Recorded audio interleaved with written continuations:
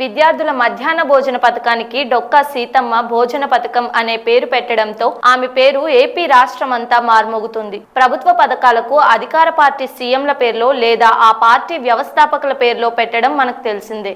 కానీ ఏపీ రాష్ట్రంలో ప్రభుత్వ పథకానికి తొలిసారి డొక్కా సీతమ్మ పేరు పెట్టడంతో ఇప్పుడు అందరూ ఆమె గురించి తెలుసుకోవాలని ఉబలాట పడుతున్నారు.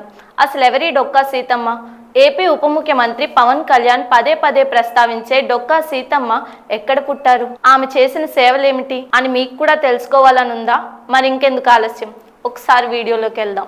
ఆకలికి కులమత భేదాలు ఉండవు, ధనిక పేద తారతమ్యాలు ఉండవు. అందరినీ సమానంగా భావించేది ఆకలి మాత్రమే. ఆకలితో ఉన్న వారికి అన్నం పెడితే ఆ దేవదేవుడికి అన్నం పెట్టినట్టేనని చెబుతుంటారు. అందుకనే నేడు కొంతమంది దాతలు పుట్టినరోజు వర్ధంతిలను పురస్కరించుకొని అన్నం ప్యాకెట్లను షెల్టర్ లేని అనార్థులకు పంపిణీ చేస్తుంటారు. ప్రఖ్యాత ఆలయాల్లో జరిగే నిత్యాన్నదానాలు, గ్రామ దేవతల పండుగలకు నిర్వహించే అన్నదానాలకు ఆధుర్యాలు డొక్కా సీతమ్మ.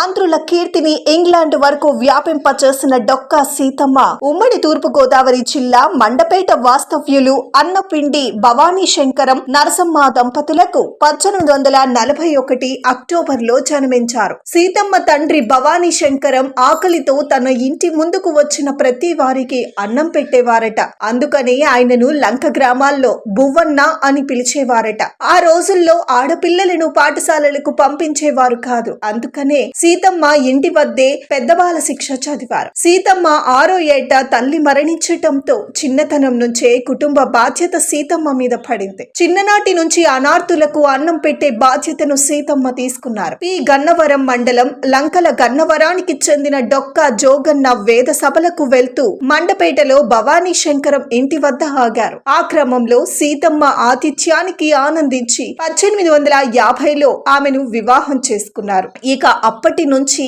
దంపతులు ఇరువురు తమ ఇంటి ముందుకు వచ్చిన వారందరికీ కాదనకుండా భోజనాలు పెట్టేవారు. భోజనానికి సీతమ్మ ఇంటికే ఎందుకు వచ్చేవారు? అప్పట్లో దూర ప్రాంతాలకు వెళ్లేందుకు ఎడ్ల బండి, ఎర్రపు బండిని ఆశ్రయించేవారు. బాటసారుల ఆకలి తీర్చేందుకు అప్పట్లో సత్రాలు మాత్రమే ఉండేవి. సత్రాల్లో ఉదయం పూట కొంతమందికి మాత్రమే భోజన చీటీలు ఇచ్చేవారు. ఆ తర్వాత వచ్చిన వారికి ఆ రోజు భోజనం దొరికేది కాదు. బాటసారుల చిన్నారులతో సహా ఆకలితో అలమటించేవారు. అందుకనే వారందరికీ అన్నపూర్ణాదేవిగా డొక్కా సీతమ్మ కనిపించేవారు. ఎంతమంది వచ్చినా, ఏ వేళలో వచ్చినా కాదనకుండా మాతృవాత్సల్యంతో ఆప్యాయతతో సీతమ్మ ఉచిత భోజనం పెట్టేవారు. పిఠాపురం మహారాజు, మంత్రి బాటసారుల మారువేషంలో వచ్చి తిన్నారని కూడా చెబుతూ ఉంటారు. అపర భగీరథుడు, ద్వావలేశ్వరం ప్రాజెక్టు సృష్టికర్త కాటం దొర కూడా డొక్కా సీతమ్మ ఆతిథ్యం స్వీకరించారని చెబుతారు.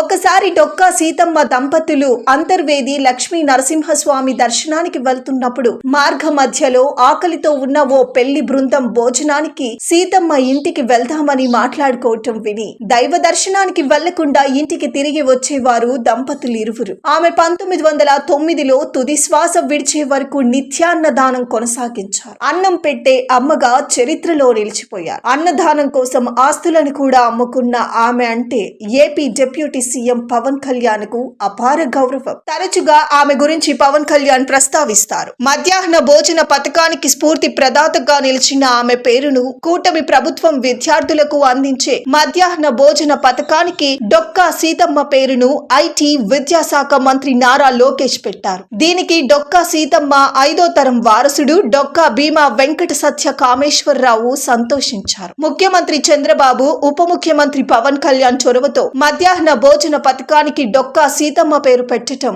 ఆనందంగా ఉందని చెప్పారు. అయితే లంకల గన్నవరంలోని డొక్కా సీతమ్మ జ్ఞాపకాలు నేటికి పదిలంగా ఉన్నాయి. ఆమె వాడిన కుర్చీ, భోషానం, సన్నికళ్ళు, రుబ్బురోలు, పెరట్లో ఉన్న గిలకబావి ఇప్పటికీ కనిపిస్తాయి. సీతమ్మ నివాసం వాస్తవ రూపం చెడిపోకుండా ఆమె వంశీకులు 2013లో బాగు చేయించారు. నిస్వార్థ సేవకురాలు, ఆంధ్రుల అన్నపూర్ణగా పేరొందిన డొక్కా సీతమ్మను నాటి తరం వారు మాత్రమే కాదు, నేటి తరం వారు కూడా అభినందించడానికి గల కారణం ఆమె చేసిన సేవలే. అంతటి మహోన్నత వ్యక్తిత్వం ఉన్న డొక్కా సీతమ్మ గురించి తెలుసుకున్నాం కదా. మరొక వీడియోతో మళ్ళీ కలుద్దాం.